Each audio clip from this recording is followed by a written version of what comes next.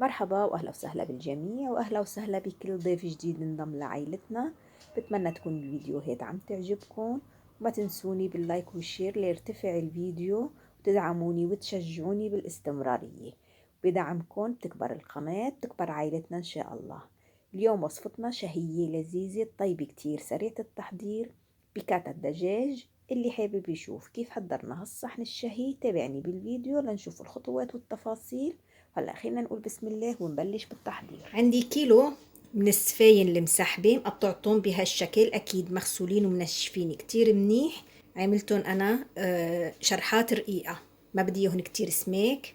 برش عليهم ملح، فلفل أسود، بحط عليهم طبقة تانية، برجع بملح وبرش فلفل أسود، وهيك لخلص كل الكمية. بعد ما تبلتهم صاروا جاهزين للمرحلة التانية.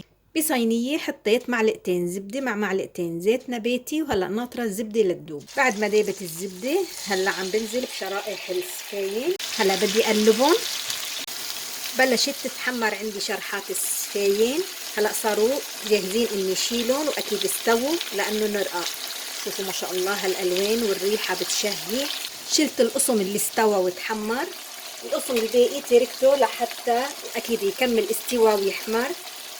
على جنب رح انزل ببصل مقطعته جوانح رقيقة وبدي شوحهم. مثل ما لاحظتوا اني حطيت الشرحات اللي بعد ما كانت محمرة على طرف، وعم بشتغل على الطرف التاني هيك مشان حافظ على حرارة الزيت والزبدة مشان ما يحترقوا معي. بعد ما شوحت البصلات رح ضيف عليهم توم مهروس، بقلبهم شوي مع البصلات. رح ضيف فطر مقطع كمان بشوحهم شوي. ضيف ملح، فلفل اسود، مكعب ماجي، بشوحهم شوي. شوفوا كيف الفطر بلش يتحمر معنا، طعمته كتير طيبة بتكون. راح ضيف معلقتين حليب بودرة، هيدا بديل الكريمة، ومعلقتين الطحين ليكثف لي الصوص. هلا بشوحهم شوي، وهلا ببلش بنزل بالمي بالتدريج بسم الله ليدوب معي الطحين والحليب كتير منيح واحصل على صوص.